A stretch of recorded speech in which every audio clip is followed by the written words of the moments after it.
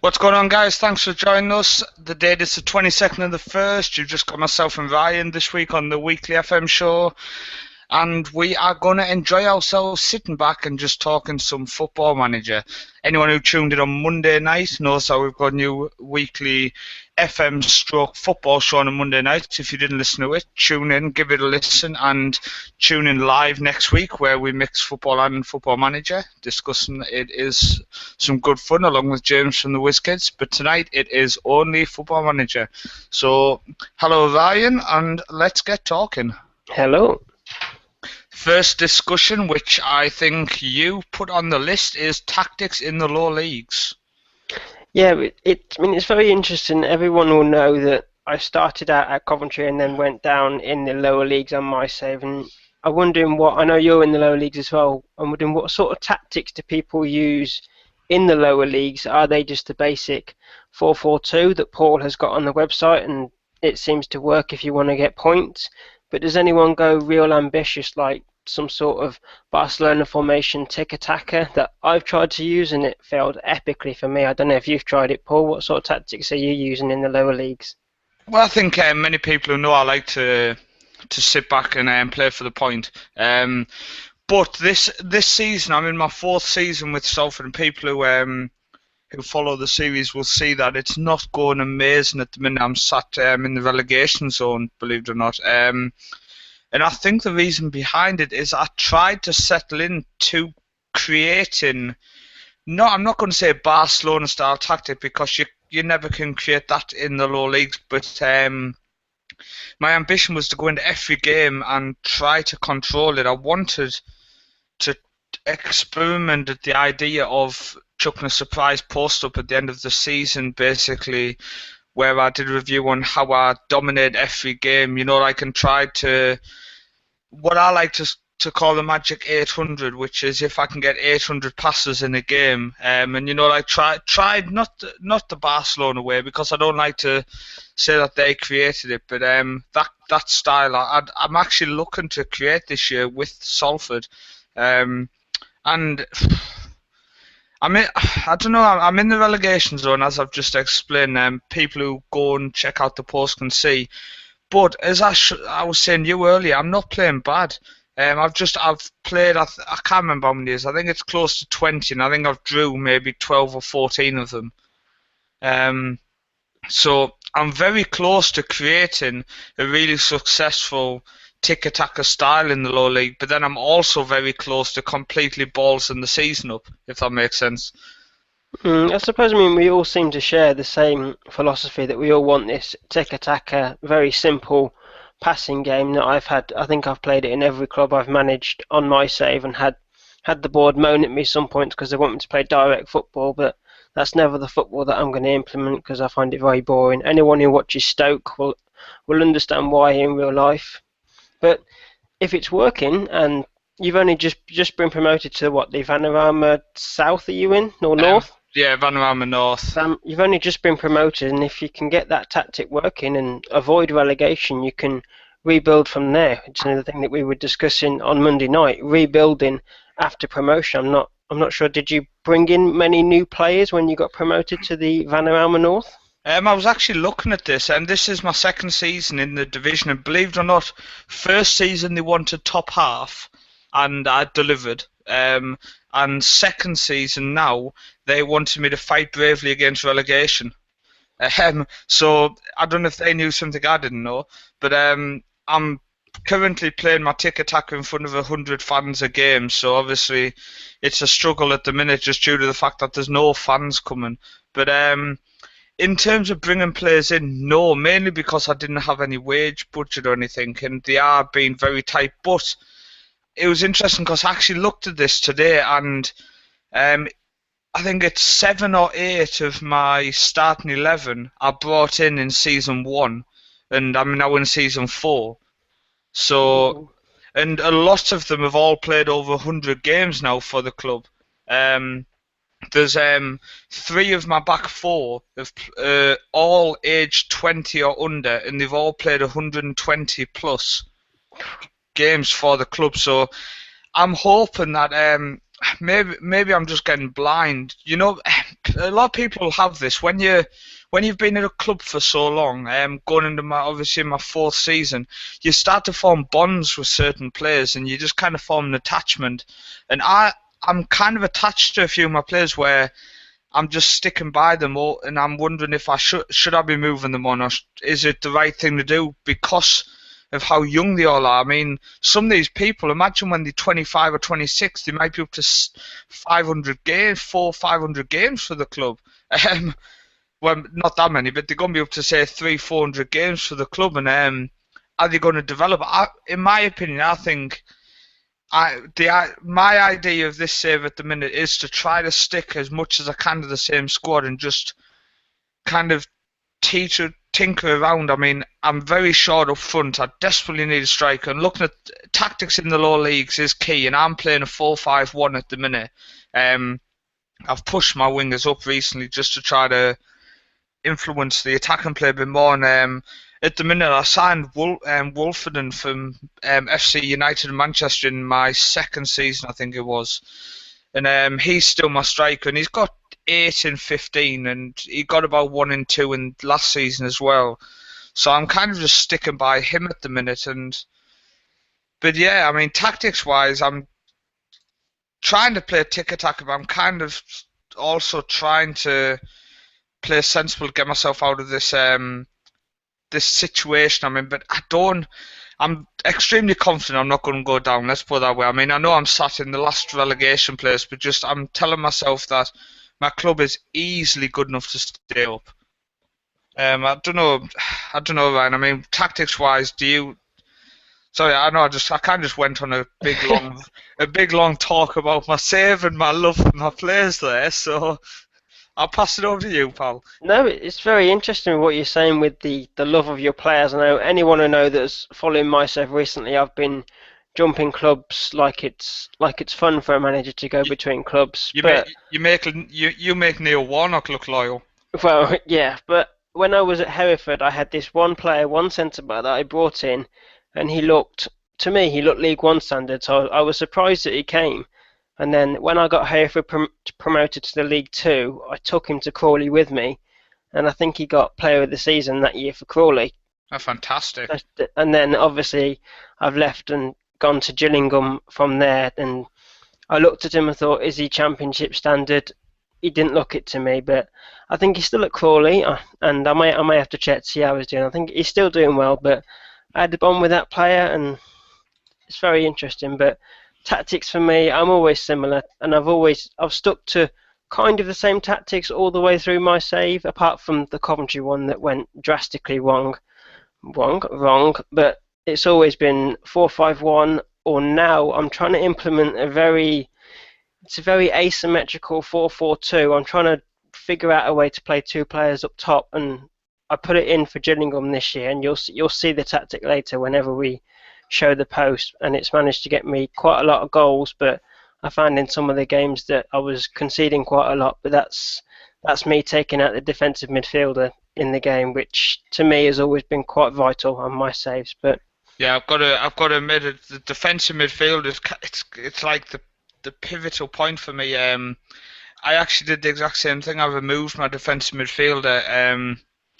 It was a couple of games ago. I removed him just to try to push off, because I had a couple of centre midfielders who were playing quite well. So I decided to remove my defensive midfielder and put a third central midfielder in, and I got absolutely battered.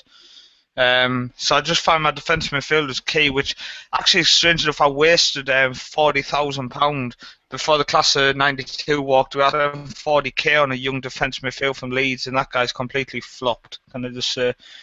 I'm just going to jump down the side line. James has come on. Cheers, listen, James. He's actually said Dan Maguire the machine. I'm going to vouch for that.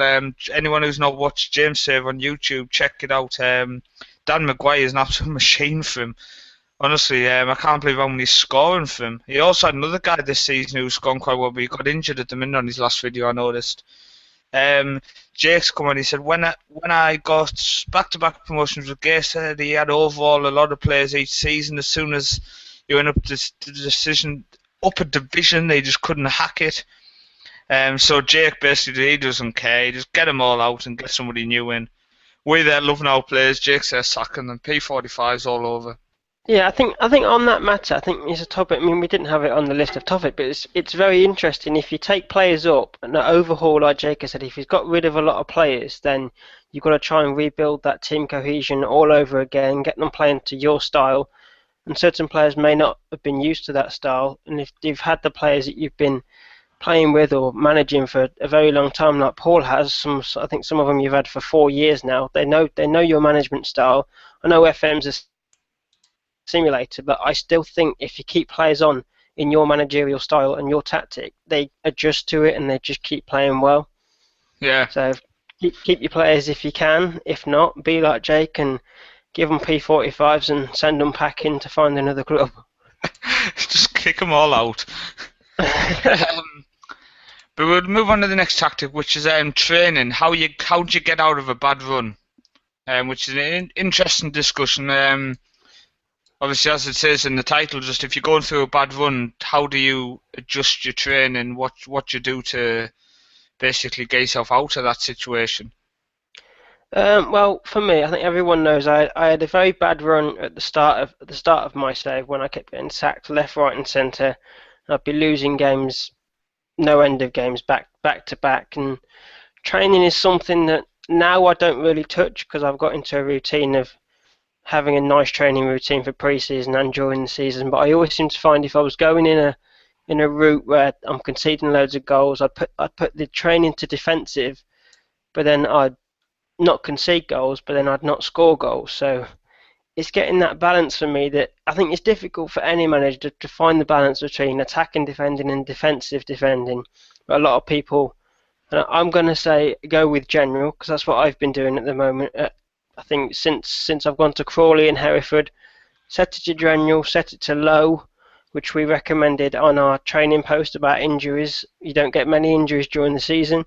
You may get some during pre-season if you've just joined a club. That's what I've found. If you set high training and fitness at club and the players aren't used to it, you may get a lot of injuries, which has happened. But once you get into pre-season, set it to general, set it to low, set their individual training to heavy, and I haven't found many injuries, and the form has been there for me. I've 3 promotions in 3 years with different clubs, I may say, but still my managerial style's still there, and I think my training is actually working. It's getting me out of that bad stage that I had at the start after getting sacked, and now I have a routine that I can now set wherever I go. See, I can't do that. I just can't set to general and low. I always play the same way, and obviously it's not bloody working this year, so I shouldn't really preach my methods. But I always have to have it with defensive on medium all season with attacking as my match day. It's just how I roll. So that's attacking as your match training for when, On my match day for. training. Okay. Yeah. So On the match day training, I have it on attacking movement, and then during the week I have it on defensive.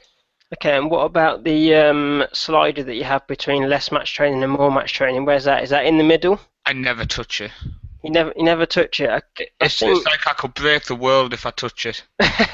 It's like it's like a magic button. If you touch that button, Ryan, the world will burn. I literally never touch that button. I think it's a button that you can start. In the lower leagues, I can understand why you don't touch it because are you still semi-pro and you have not training every day? Yeah. Yet I think when you get high up the division and you've got training every day, that is a slider that you can start using. And I've started using it, and especially if you've got the general training and low. I've set more match training so they're more prepared for upcoming games. And the question I'm going to put to you: you never change that defensive setting all season? Sometimes I will possibly convince myself to maybe if I'm going through a bad patch to switch to the likes of team cohesion or ball control. But it's very, very rare I'll do it. Because normally it sounds silly, but normally I find as soon as I switch that I'll start losing. or I will lose even worse than I was. I So think it's just something you have to have. You have to have faith in what you think is going to work, and if defensive is working for you, and if you don't get relegated, we all hope and pray for Paul that he doesn't get relegated. can I just And say that this Salford save, as you'll see, because it's been updated, it's actually on the screen in the background.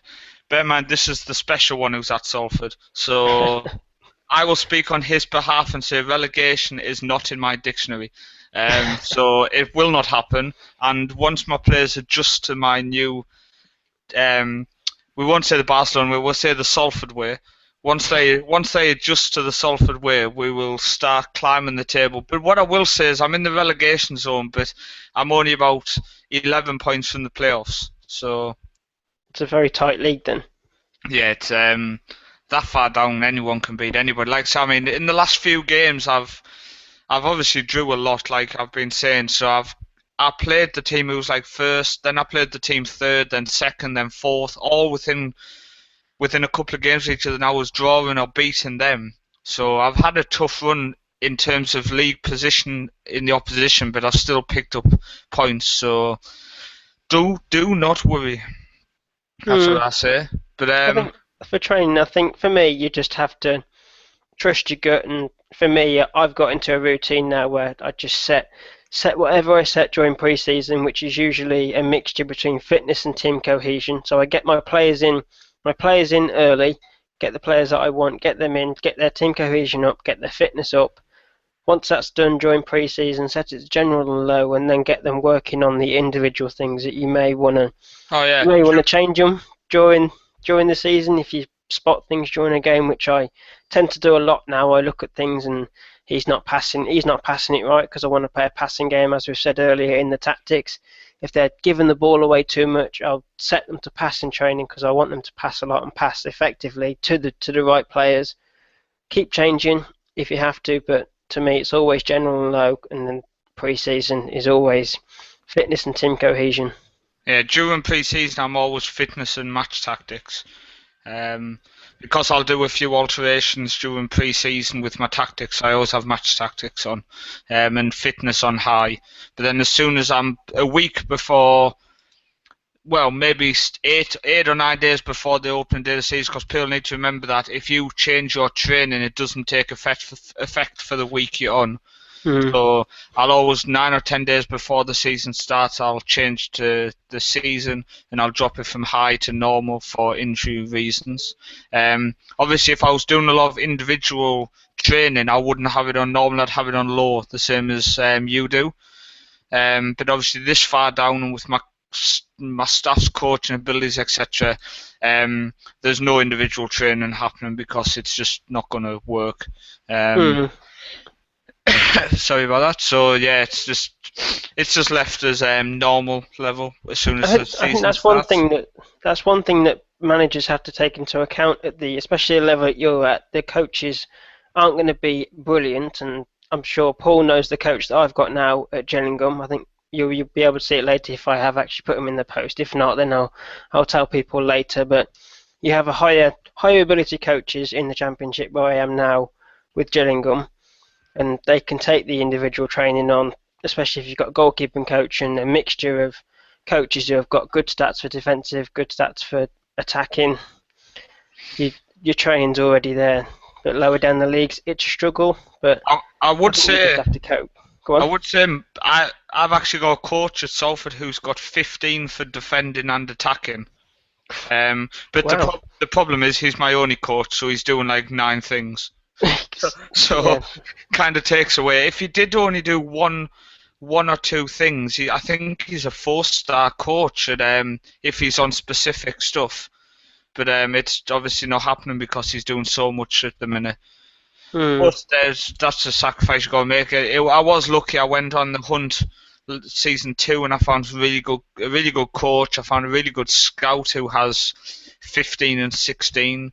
I got a really good physio who has about 17 for physiotherapy. So I did do a lot of searching, but then that far down you can only get one or two in. And I think I'm doing technique coaching and tactical. I think I'm on myself, so that's why we're probably losing. my tactical ability. But we'll move on, and it's another tactical question, which is can 4-4-2 work in top flight on Football Manager? Ryan? Um, I think it can if you find. See, are you asking a flat 4-4-2 like the old Man United used to play many years Dunno. ago? I thought Obviously, you they're put not this playing in. it. Well, I think you put this in, but Oh, I can't um, remember. flat 4-4-2. I'm going to say no, but I think an adapted or asymmetrical 4-4-2. I think that can work, and that's the tactic that once we see how I've done with Gillingham when we show the post later, it's the tactic that I will be using, and it's kind of a 4-4-2 formation. And then we'll see. Then we might be able to answer that question. I don't know. What do you think, Paul? Can 4-4-2 work? How far back can we go? Because if we can drop ourselves back in time to Football Manager 2013, or even might even possibly be Football Manager 2012, I did a save with Derby County, and it was the only formation that did work for me. It can't have been that long ago because I had Will Hughes was my star. Mm, But if I play 4-4-2, it's got to be the simple midfield of a central midfielder, defensive, and a box to box next to him.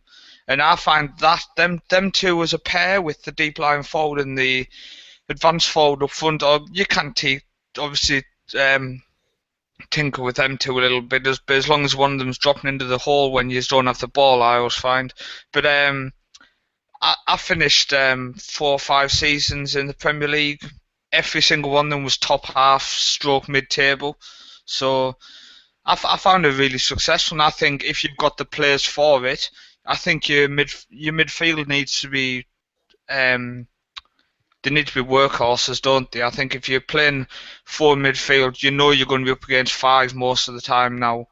mm, I think you're going to go into a lot of games up against five, which means you've got no doubt a defensive midfield and then two central midfielders against you, which means your box to box is going to be running into a brick wall as well as having one of the central midfielders following him.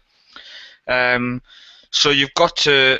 The only way 4-4-2 is going to work, in my opinion, is if your four midfielders, because your wingers play a very vital part as well, is if they all have a work rate of above 15, I would say, as well as your deep line forward or false nine. It can be used also, I would say, in that formation. If he has a work rate of above 15, I would say, and I think it's all about pre-season, Ryan, isn't it? Because if you play that formation in pre-season and you can see your strikers aren't filling the gaps, your midfielders aren't getting up and down the field enough, then you know it's not going to work. I think mm. it can work for some teams. I think personally for a club like Burnley, I would play that formation because if you go up against Chelsea, and let's say Chelsea play 4-2-3-1, if you go up against Chelsea and play 4-2-3-1 and try to cancel each other out, it's not going to work, is it? You're just going to get overrun.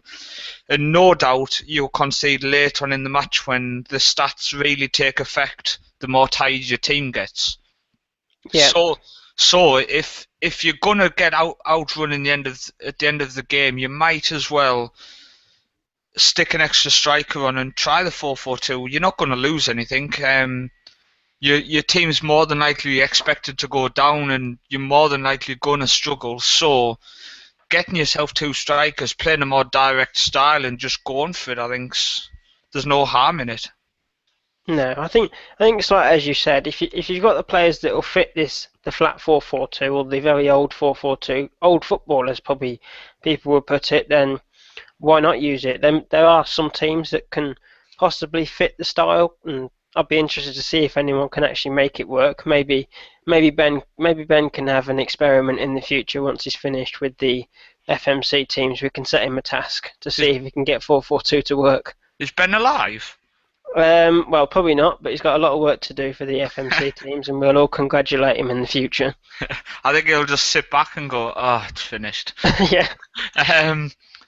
But we'll move on. The next question is how are our saves going? I want to just give myself a little plug a second. I'm I've been working on a post for a few days. Not post, a series for a few days now.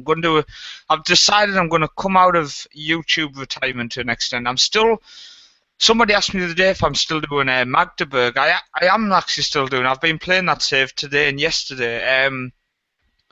There's a update due out for it. It's on my old laptop, the update, because I recorded a couple of weeks ago and I just keep forgetting to go onto my old laptop and upload it. So that save is still running. I'm actually really enjoying it. I loaded up. I said to Ryan actually today that I've loaded up Salford after a couple of days off and Magdeburg as well. And I loaded up and I'm really enjoying getting back into them. But I've also got a new save which is going to be regularly updated. It's going to be maybe 10 updates a season on YouTube. It's going to be an all-out YouTube series, and I really want to get some views going on it, so I'm going to spam the living hell out of people with it. So get prepared for many links before and when I come home from work, etc. So get prepared, Ryan. I'm going to force you to watch it. I like watching your saves anyway. My Salford save, as you know, it's not going the best. My Magdeburg one, I think. What season am I in? I'm in season 3 now. And I don't want to give too much away because the next update is the end of season 2. So I don't want to give too much away on that. So I'm not really going to go into that, unfortunately, for people who listen. And I have noticed actually. I'll just quickly say, Ryan, I've noticed each week we seem to be getting roughly the same amount of listeners on this show. During the week, people who listen during the week. So thank you to the people who regularly go on and listen to us back on YouTube. Our live listeners isn't too many, but like say, if we keep doing it, we're going to keep doing this because it's just a chance to talk Football Manager, and over the months, hopefully the live listeners will improve greatly. Otherwise, it's not worth doing live. We might as well record it, but we will just stick at it doing it live. Kieran's coming on the side. It's alright, lads. Managed to get on and listen to what have I missed. You've just missed us randomly talking Football Manager basically tonight. Good little chat. Ryan's just sat back and listened to me just rabbit on basically. I'll get my rabbit once my save comes around. Yeah, go on. The next one is Ryan, the journey we all want to know. Now, Ryan, what I want you to do is tell the listeners you've got 8 minutes to tell them from the minute you loaded the save up with the intention of doing a Coventry City save, what has happened, and get people up to date who don't really want to read back the whole story. They just want to start listening. They want to start reading your post from the next update. So give the listeners a free update to save them reading. Right. The concept was to start off with it. I wasn't aiming to do a journey to United. I wanted to go to Coventry and change them back to the way they were many years ago when they were in the Premiership. Unfortunately, that plan really didn't go to plan. The tactics I implemented just completely didn't work. I tried to implement their tactics. I think they were using in real life. It's kind of a 3-2-3-2 formation. It was a very, very odd formation. Didn't work at all. I ended up getting sacked. I think it was after something like 4 months, and then I went completely down the leagues from League 1 to the Vanarama Conference North with Tamworth, and stayed there for I think it was 6 months. Got sacked there. Then I went to where did I go after that? Did you go to Belgium after that? Yes, I went to Belgium with Voyal Regiges Athos and stayed there for a few seasons. That was quite fun being in Belgium. I managed to get quite a few good players. I had one of the Hazard triplets playing for me. I think I took them. No, I didn't. I took Benfica up. I managed to just keep them up from relegation when I first took over. The next season, I think I finished just below the promotion spots and missed out getting promoted. And then the next season after that, I think I set my sights on a job that I ended up getting in Benfica B, and the board, rather than giving me an ultimatum to apologise, they sacked me straight away because they thought it was quite rude that I was looking for another job, which is fair enough. But then I took over at Benfica B that had some fantastic players, which you can expect of Benfica, because they send their players that they buy in for their first team. They send some of them to Benfica B, and I had one player that I think is now at Man United, and he's a fantastic player called Leo Mia, some Brazilian player. I think I had him 4 times playing for me, and the Benfica B just stole him off me, which I thought was quite rude. I think first season at Benfica I finished mid-table. First season with Benfica I got promoted from the division below, and then when I took them up to I can't remember what the league, I think it's the Proximus Ligas in Portugal. Yeah. No, that's in Belgium. That's in Belgium, but whatever the league is that they were in, really, really struggled. Once I got up there, it was a real struggle. I was just avoiding relegation, and eventually the board sacked me after that. After Benfica, I think I came back to England. I think with Cambridge. Was it Cambridge I went to? I can't even remember where I've been to this. Cheltenham. That's where I went to. This has been such a long save. I can't even remember where I've been. I think I got them. I didn't last very long. You're gonna have to open the save. I can't even remember where I've been. I can remember my last 3 clubs because I've got them promoted. It's been so long. It was at Cheltenham, and then I think you dropped to Hereford, didn't you, after that? Cheltenham. It's been so long. I can't even remember. I can remember the last 3 clubs because I've been quite successful. Stay tuned, lads. I'm scrolling down. Right, so you started at Coventry. I forgot about the Russian team, Cyber Novovoski, that I absolutely hated managing in Russia. It was really boring. Well, look, you can see it says Cyber Novovoski, end of review, resignation. Yeah, I think I got bored and left. I thought, this isn't for me. Then I went to Benfica. Then I went to Cove here. That's where I took them from it. Then I went to Cheltenham. Said, here we are. Here we are in Cheltenham I think I was in the Vanarama Premier. Yes, didn't last very long there, from what I remember rightly. Then I went to Hereford, which they were a team in trouble, financial trouble. I managed to get a few players in that I thought were very good players, and I got them promoted to League Two. The board didn't back me when I was going up to League Two looking for players. They thought it was funny that I could only offer £90 a week, and when I was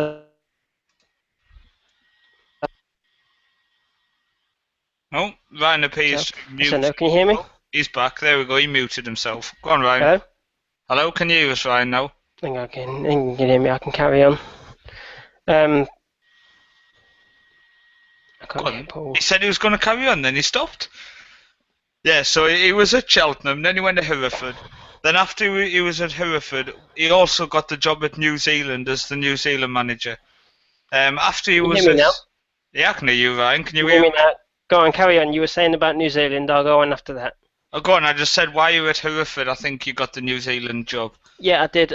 I got offered the New Zealand job, which is quite a surprise to me. But I thought I'll take them on, and I think now I've took them to their lowest ever ranking. But I'm going to put nice. that I haven't played a game in a very, very long time, and I'm in the competition that somebody posted on our group earlier, the Oceanian Cup of Nations, I think it's called, that goes over 8 months, and you don't play games, you can't play friendlies, so your ranking just drops and drops and drops. Okay. If I don't do very well in that competition, I may actually leave New Zealand, because my reputation is actually growing to be bigger than someone who's known as a New Zealand manager. But then I was at Hereford, got them promoted. Then I didn't get back by the board, and they thought it would be funny that I could offer £90 a week only. So I thought, nuts to this, I'm going to find another job. Took over Crawley. They had a few good players. Some players that I thought I'd brought in at Hereford that I thought would be good enough for League Two. Their contracts ran out, so I thought, they're coming to me with Crawley. I knew who they were. I knew their playing positions. Played them a lot during the season, and then Crawley went fantastically. Ended the season, I finished top of the table, and I think that was the team I finished with above 100 points in League Two. I thought, can I stay in League One with Crawley and build them up? I think they did manage to stop up, but then Gillingham came in, and they were a team. I always seem to take over teams that have been in a lot of trouble, and they were kind of financially in trouble, but they were kind of all right in some stages. I've took them over. They finished 16th the season before I took over, and the season I took over, they predicted 20th, so a relegation battles that they thought for me. And then if you click at the end of the season review, Paul, this is what I've just put up today, just before this went live. You'll see that I managed to get Gillingham promoted. I got them 100 points, 12 points below were Stoke on 88 points. I'd brought in a few good players, a few notable players that you may know, Paul. I had Bertrand Traore, who's a Chelsea player, but whether he actually ends up in the first team in the future, we'll never know.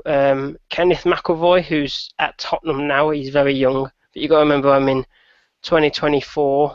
Johnson Clark-Harris, who was an ex-Coventry player, now at MK Dons, I believe. I think he's just gone out on loan in real life. I think he scored 21 goals for me. Kenneth McElvoy and Bertrand Traore were just the great players that I ended up playing on the wing with the formation that I had that I was speaking about earlier. The 4-4-2 kind of it mixes to a 4-4-3 kind of if players play the way I want them to. And then Gillingham promoted. I've just been given a budget of 15 million that you can see there. But then, as I've been known as a manager to jump ship quite easily at the end of the season, I've put it depends on what jobs become available, because as I said to you earlier, Paul, Brendan Rodgers' contract has not been renewed yet. Will he leave? If he leaves, will I take over Liverpool, knowing that I want to join Man United in the future? It's going to be very interesting. And also what Paul's got here is how, I don't know if you might, oh no, you won't be able to go back because this is part 2, but how my manager profile has progressed has been very interesting to me throughout the save. I've been really interested to see how it's been developing. From what I can see, the adaptability and determination, I don't think that changes at all, because I'm sure my determination should have gone up by now. I've had 3 back-to-back promotions, but the first stat to get to 20, which is the maximum on FM, has been the attacking stat. I've put that down to me, the back-to-back promotions, scoring a lot of goals and winning the league by quite a considerable amount of points and goal difference alone. I'm hoping if I stay at Gillingham in the Premiership, I'll possibly go to a more defensive tactic than what you can see on the screen there. That's the sort of tactic I've been using. You can see it's kind of a 4-4-2, kind of, but I'm going to go back to possibly, if I stay at Gillingham, to a more defensive system. Maybe I think everyone knows that I've been using Ben's 4-5-1 kind of tactic that allows for a nice shape, and I have been using that in the lower divisions, and I think it should work in the Premiership with the players that I've got, and hoping. I know that I will lose. I think I took, because Gillingham are linked with Tottenham at the moment, but obviously I'll lose that link because you can't be linked with teams in the same division. I took I must have took about 4 players from Tottenham on loan, and obviously I'll lose all of them. I must have, over the season, I think I must have taken about 10 players on loan that they came from a mixture of Man United, Tottenham, Chelsea. All, I think they're probably lower Premiership quality players, and they boosted the way that I was playing, and it's managed to get me into the Premiership. Whether I stay there is another matter, because other clubs may come in for me. Who knows? I could end up going abroad again because there are contracts that are running out. Juventus is running out. Liverpool's running out. Who knows? Who knows where I could end up? It's been very interesting, and I think I said to Ben on the last show last week when you weren't here that I've set myself to get to Manchester United within the next 15 years on the save. So I think you can do it before that. Well, depends on how things go, but 15 years is the target, so that'll be 2039, which I think that'll be the furthest I've ever gone on FM. I got to 2035 on the 2014 FM14. If I can get that far, then, and I can be at Man United, then the journey will be complete. I'll do possibly a few seasons with Man United, depending on where they are. I think Diego Simeone is their manager at the moment, but I don't think they've won the league in a few years. So I think they need someone to come in who knows how to win titles, and that's me. That's me at the moment. That's you. We didn't think we'd be saying that a couple of years ago. No, we didn't, but here we are. League Two title, League Two title, Panorama Premier title, and now the Championship title is all in my trophy cabinet. I think I take them with me rather than keep them at the clubs. Fingers crossed for the maybe a Capita One Cup or an FA Cup next year. You never know. Never know. Depends on where I am, but it's going to be very interesting. Yeah, fantastic. Well, I think that's a good way to end the show tonight. Ending on the journey to United, one of the longest series on the website, so it's going to keep going, which is great. So thank you everyone for listening, and we will see you next week.